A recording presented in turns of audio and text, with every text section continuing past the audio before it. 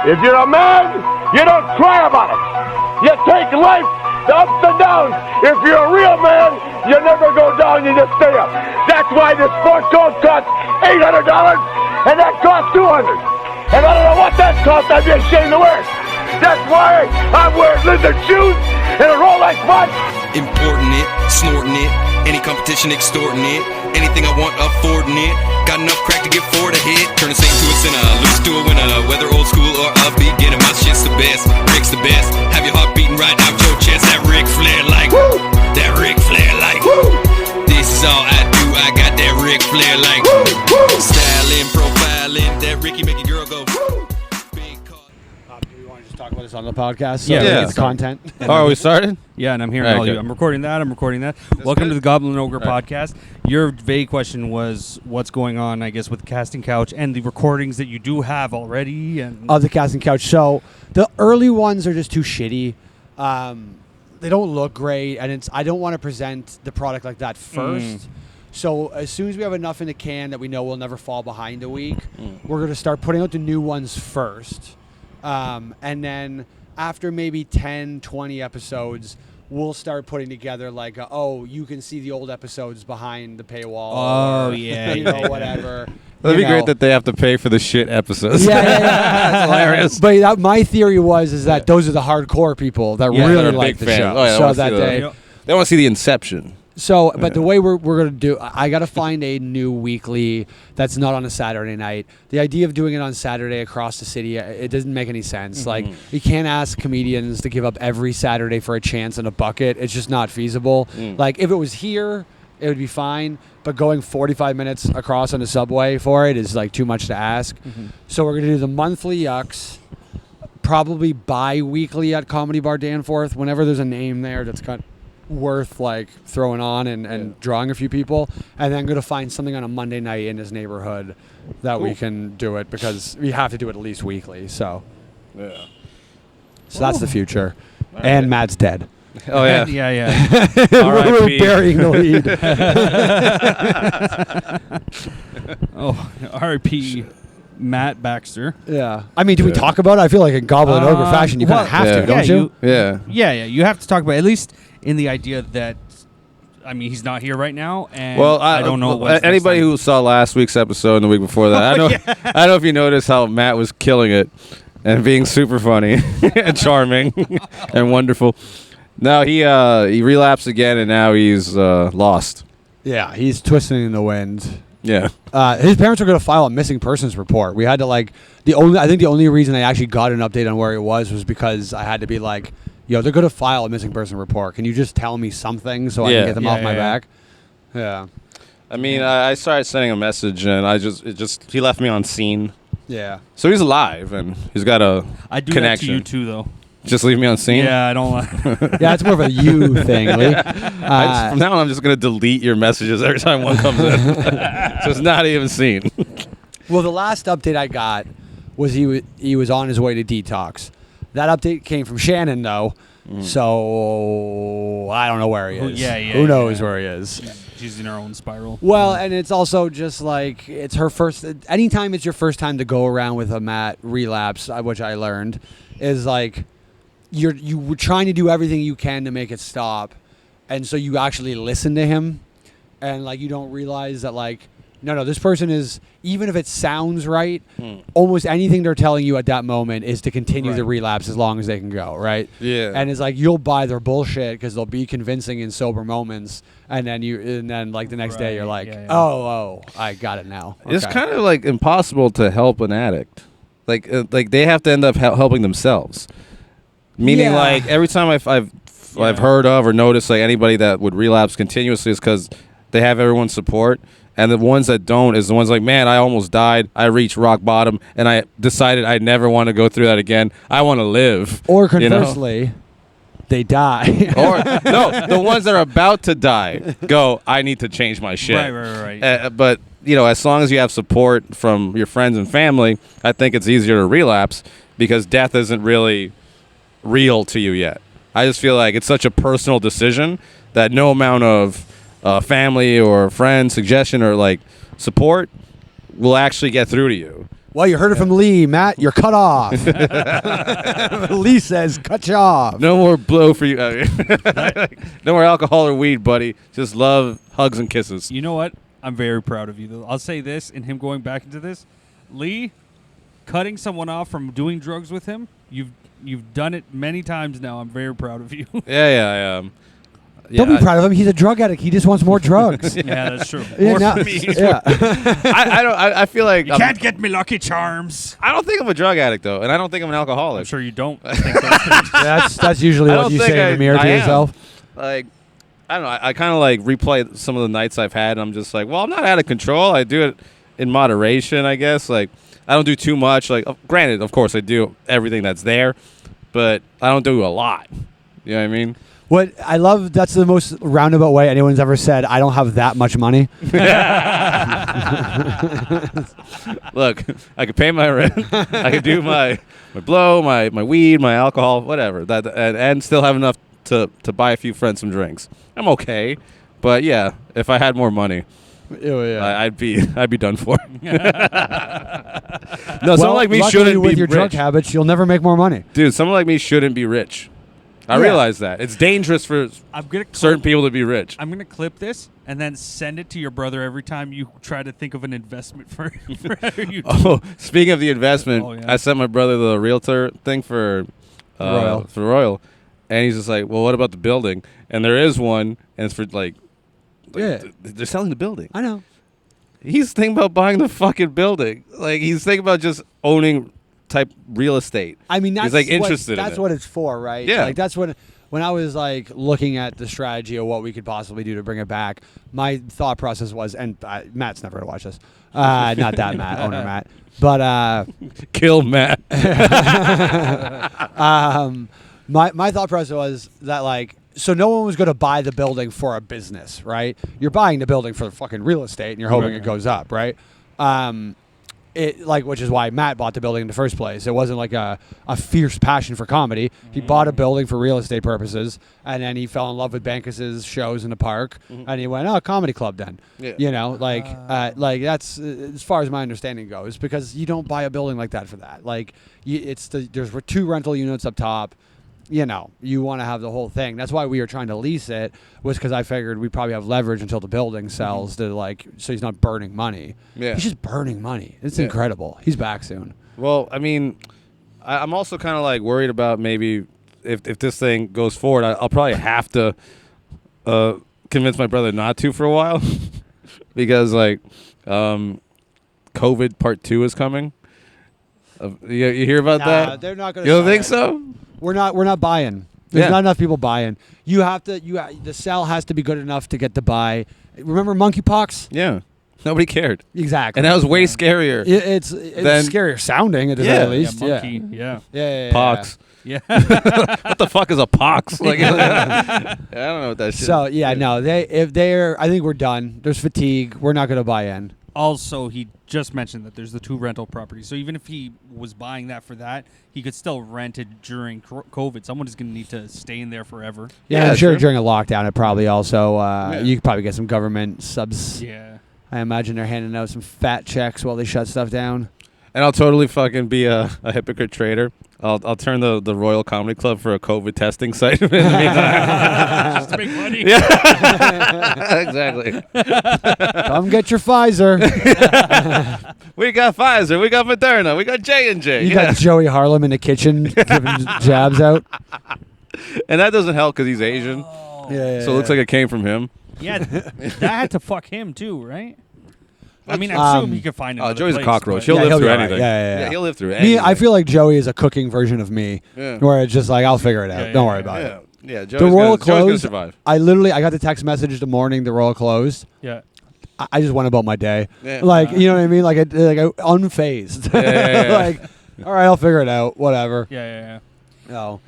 Yeah, it's been a blessing in a lot of ways. Like, honestly, I guess there was a point with the Royal where I was like kind of doing it for you guys and not for me anymore. Like, it was beneficial for me for like the first year because I had just come out of a lockdown, didn't have a lot of stage time. So Yeah, the benefit of being able to like have a place where, and it's not like I'm an open mic comedian that like was like, I'll headline. It's like I'm a headliner. Yeah. So Yeah. like when I had to jump in and fill in at times and stuff, it wasn't like unreasonable for me to do, but it was very nice to be able to have a year of like I have to do that with some consistency. But then now it's like, as the place closed, I'm like, oh, I'm at Yucks, I'm at the Corner, I'm at both comedy bars. Right. You You had gotten the machine restarted, so yeah. I had like I'm on again, and like I'm good to go. Nobody like there's very little hatred towards me now. It's like so It's really weird. died down. Yeah, like I go almost everywhere, and nobody hates me. Yeah. I mean, in time, I think all is forgiven because I didn't even like, do a lot of people forget whatever you did or didn't do. Yeah. I'm hated for shit that I didn't do. No, look. And I go like, well, in time, you just kind of forget about it. And the people that like viciously hated you before, in time, if they still hate you, they just go like, and they just keep walking, or they go, hey man, like I'm a little drunk, I'm sorry about some bullshit, like. That you get one of those two reactions. The one that I still palpably feel it from is Jess Beaulieu. Yeah. And I think I'm dead naming her. She's just Jess Boy now or whatever the fuck that Yeah, name's supposed yeah. to be. But Is that her new name? yeah, Just because Bo. what she I think looks she's like. just Jess Bo. I don't know either person. She's Crimson Wave. Yeah. She I still so when I see her now, like I think maybe the first time or maybe the second time I saw her when I came back, she saw me and I saw her pull the person she was in with like really close, like whatever. And so when look out! Here comes Rob. yeah. Like, So oh, when I wow. walked by, I went, "Woo!" Jess, quit comedy. Fucking loser. Yeah, she sucks. And if you want to see something funny with Jess Beaulieu, check out Jess Beaulieu Don't. and Aaron Berg on the Todd Shapiro Todd show. Shapiro show. Yeah. That's some funny shit.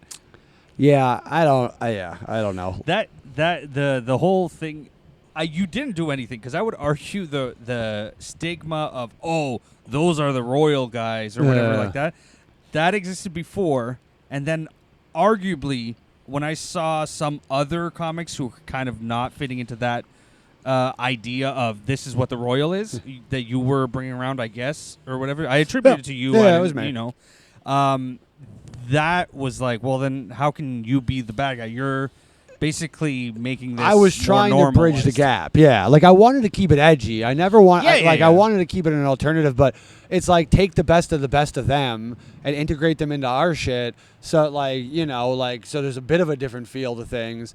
And like, I don't know, I just wanted the war to be over. You know, when I first got back, I thought about approaching Mark Little to have like a peace summit for everybody, like to go around and literally like just be like, look we're friends, like just do a co-headline show at every venue just to show them like we at a certain point all this nonsense goes away.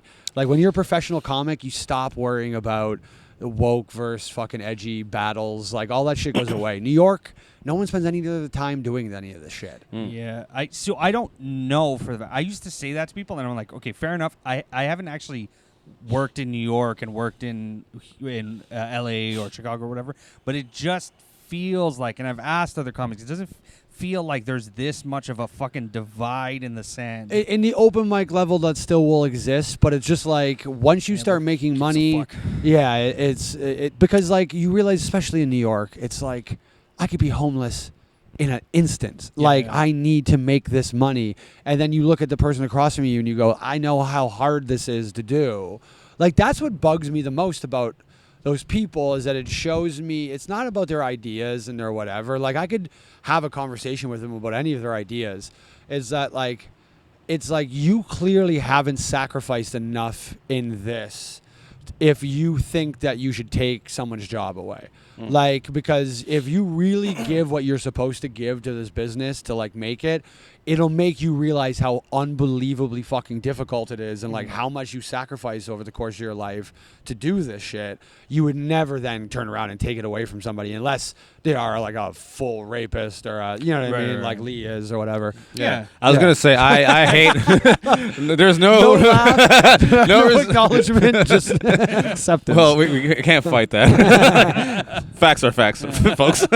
Hey, we learned last episode you're a pedophile fighters, so you know. Oh, I fight pedophiles, Fights but then pedophiles. I sexually assault women. Women of age. Yeah. Of age. And older. And older. Older Because ones. I get it, Lee. You feel like the world owes it to you. Yeah. I understand. Doesn't it? But I mean, like, you were gonna say something. well, if I'm being honest, I hate most of the people that I believe are woke. But then I realize I only really hate the people that I hate. But the idea of their wokeness, if I associate with somebody else, I'm like, fuck that person, maybe, you know.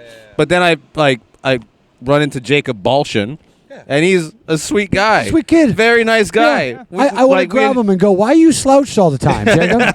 Things aren't going that bad for you. Nah, I Straighten like up, Jacob young man. Bullshit, Things like- are okay. Yeah, he's always nice to me. Yeah. Yeah, I mean, He's always like, I saw him the other day just like out of context walking down the street, and I was like, why is he always like that? What is Olivia going on? Stadler. Did she really decimate 2 him words. that badly? She decimated him. He Yeah. slapped you Holy because shit. she was pushing his dad down. Yeah, man, he's taking Brovo's mantle of it looks like it's raining at all times. When, like Brovo used to have a thing where every time he walked, Alex Provodani, Yeah. for context, had a thing where every time Brovo walked in the room, he'd be like, "Did it start raining outside? What the fuck happened?" Yeah. He'd be wet and sad. His like hair was wet and he looked upset. It's like he's so depressed. He went to shower, forgot to take his clothes off. Toronto Batman, by the way. Yeah. I did have a question about the fucking the war of the open micers and stuff. Actually, it's a 2-part question. Is one, in New York, does the idea of a Facebook group that all the comedians technically are part of, because originally it would post open mics, does that exist where? Because, like, I think about that. I'm like, does that exist in any other city where everyone is there and we all see each other's dirt on there because and then they talk shit about each The other? girl group Like- exists. They have a girl group, which is a thing that exists here as well. Right. Yeah, I know about Because Gigi let me see it. But fuck, I out her now. So they have a girl group there, I know, but I don't think they have just a large public Facebook forum. group. That's what I No, mean. yeah. Is where it'll come up and be like I was talking with I somebody. think they have splintered versions of it, but not one all-encompassing. not one that everyone Yeah. expects to see. Whatever. Because I was talking with someone. There was this dude named Jeremy, and we couldn't remember his last name. But he got posted for being a shitty boyfriend or whatever. Okay. Oh, Jeremy And then- Dobsky. No. Terrible husband. I mean, Is Dobsky married? he was was. married for a very okay. short time. Oh, okay. So it's, I guess, arguably anyone who's divorced was a terrible husband. I Well, guess. Awful, Hey, hey. awful husband. Here I am. But yeah, 13 months. No, I forget his name, but he got posted, and then we were talking about how we haven't seen this guy since. Okay. Right? But the point, my question is, the weird thing about the fact that exists is that maybe not headliners in the sense of like Mike Wilmot, who's been here for a long time, but legitimate headliners like yourself or others that I know things about fucking open mic peons that they shouldn't. Yeah. And that's what I find is weird. Yeah, I mean, it's high school, so you're always going to find out. Even people in 12th grade, some girl in the 9th grade puts a light bulb in her pussy. You hear about it in 12th grade. Sure. You know what I mean? Like, there's certain things that are going to make its Now I'm way. just imagining it light up. It doesn't matter who the woman is. That is now in my head. And look, not to be disparaging to the scene, but let's be honest. I mean, there really isn't like a large pool here of people. Yeah. Not to just be like, oh, like myself and put myself in some rarefied air. It's just the people here have a tendency to, like, once they get to a certain point. I think we talked about this on an earlier episode, so let's zim through it. But like, they kind of don't come out. So those people might not know, although you're right, it's online, so maybe they do because you're now just on the same online community. But yeah, you'll also always get above it. It doesn't really matter. Like, you know how much fucking drama there is through the course of all this shit. So it's like, you know, how many relapses have we dealt with Matt through the course of this podcast? You know, how many more, like, dude, the number one thing I've realized since I've been back. I think you can count the relapses Matt's had on this podcast. If you go back and see when he's not there, we always kind of mention it. Like, our friend, our co-host Matt Baxter is no longer with us. I think there was one we skimmed by it and didn't mention it so much, and then after that it was like, well, You it can keeps count happening. them. Yeah. you could always recover, but like, yeah, it's not great, obviously, but it's not great that we're in high school. I mean, the problem is that we just have such a weird business that you don't like. It doesn't feel like work a lot of times. That's why I stress so much. You know, it's fucking ironic because obviously I dated a comic for a year when I got here, but I stressed very much when I got here, don't fuck comics. And I really do believe that. Don't fuck comics. Yeah. Like, I agree. I never came out of that last thing and thought, oh, let me go see what this comic's about. Whatever. Yeah, Like, you know what I mean? Like, it's not like You didn't go, who's No, I- next? Dude, Yeah, I had yes. that rule for a very long time. yeah. If I What's didn't think it called? was a legitimate thing, I would not Right. have done it. We didn't sleep together for 3 months. We didn't, you know. I just remember whatever, Shirley like- Whalen accusing some guy named Francis, I forget. Jeremy Francis. Holy That was him? Fuck, this has been killing me. What a weird all the way around. Oh my god. Hey, man, we got there. Oh, fuck. That was killing me. I remember seeing that shit and just going like, nope. Like, Yeah, because yeah. I saw what it did for Shirley. And She comes Yeah. out with a story and everybody like lifts her with no proof, no nothing. And this guy, Jeremy Francis, gets motherfucked to the side and you never hear from him again. Well, Ever. to never hear from him again, it's a little. So I always, when a guy gets accused of stuff and he gets sober right then, I always He got a did little it. bit of like, He did it. He did. Yeah. No, part of his problem was there was a few people who told me way before that. They're like, "Oh, I don't like that guy. He's kind of a prick." So I think when look, Oh, it's I his think good prickishness people- yeah, with the accusation that made it go, look, fuck that doesn't guy. help, yeah. I'll defend. I'm sure there's plenty of good people who got like whatever canceled or whatever. Yeah. But when you're a prick and that shit comes around, everybody goes, They rejoice. "Yeah, let's let this happen. Let's let this happen." Let's let this happen." Yeah.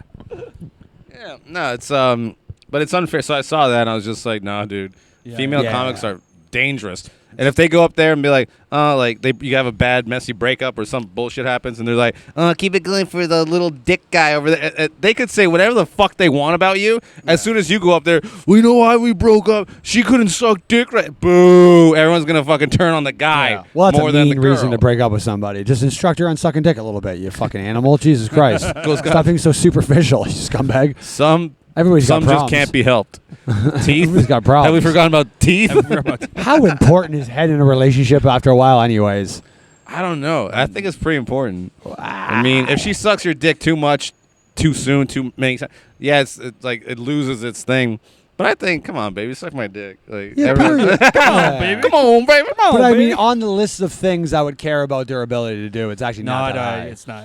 Yeah, it's Not- just, not- What is though? This is gonna sound gay, but not for love.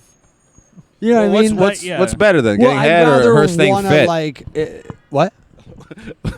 What's more important, her giving head and putting out, or her staying fit? Fit. There you go. Very quick answer. Yeah, Yeah. Yeah, I can look at you while you give me a head. Yeah. I don't. Yeah, it's a Jim Jeffries line, but you don't make me come. I make me come. Yeah. Yeah. True. Yeah. It's yeah. I'll get there. But yeah, I think the only way. This is my advice I'm going to put out to if you end up you don't listen to your advice and you end up dating a female comic and then you realize you want to break up with her. I think the best idea is to Let her headline. yeah, just let her headline it just And do then it. break up with her. Yeah. No, is you have to either